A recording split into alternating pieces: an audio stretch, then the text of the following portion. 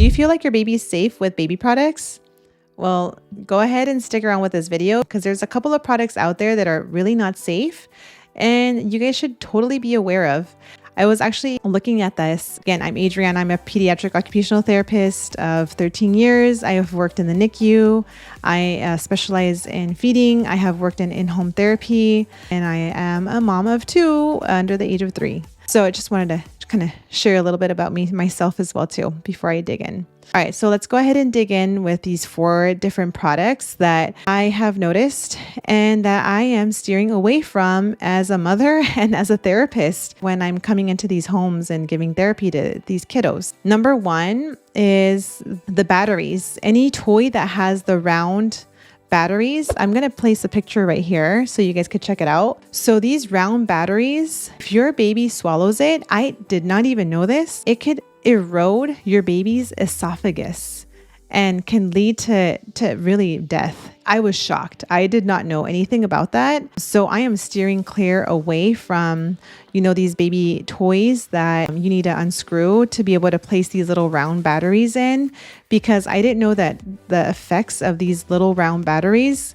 can truly affect your baby's esophagus and overall body system. So we're staying away from that.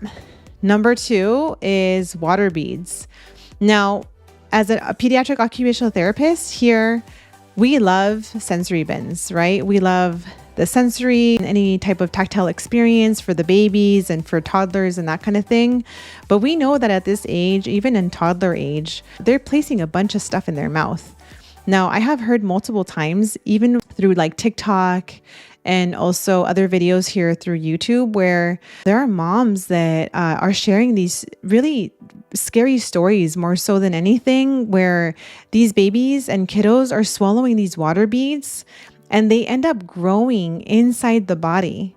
They don't stop growing, really. And as it leads to sepsis or infection in the body, it could shut down your organs and again lead to death. And this was shocking to me to see that, because water beads seem so harmless, right? I have seen therapists even play with them as well too with some of their clients, and it's something that I steer completely away from with my little ones that I work with families, and my own personal kids as well too.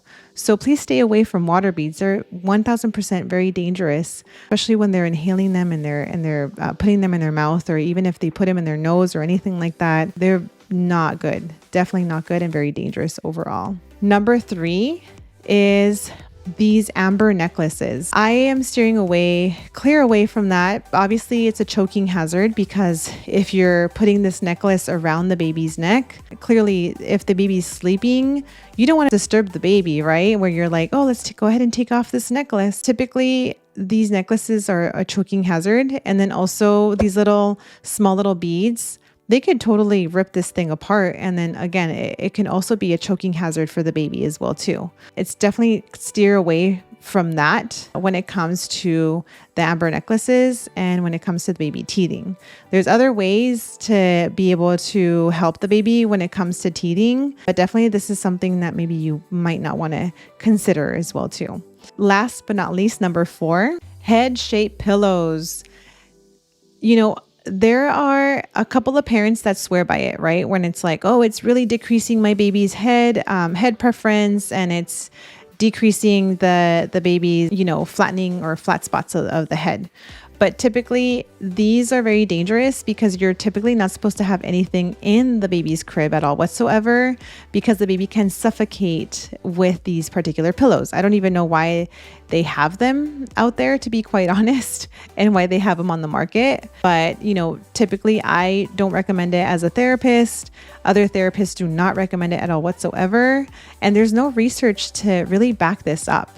There are other FDA approved, I believe, pillows for like really severe flat heads. And I'm not going to attach them here at all whatsoever, because this is not what the video is about. But if you guys are interested, let me know. Typically, there is one particular doctor that has developed this one particular little bed or pillow. But other than that, there are some research studies that can help the babies to be able to really round the head.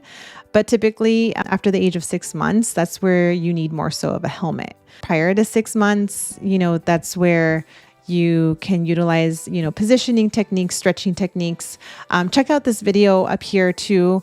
I ended up creating a whole series of plagiocephaly, torticollis, different myths, different positioning techniques and stretches and that kind of thing that you guys could utilize. Again, it doesn't replace therapy, but it's something that you guys can totally watch, and it's free. So go for it and watch all the videos that you want for this particular area as well too. Another fifth thing that I don't even know why they have on the market is a baby walker. Let's just add it as a bonus in there. Baby walkers are pretty dangerous as well too, because there have been kiddos that have fallen from the top of the stairs all the way down, that have tilted over, that reach over for hot things, that reach for dangerous things as well too. So baby walkers are also not ideal.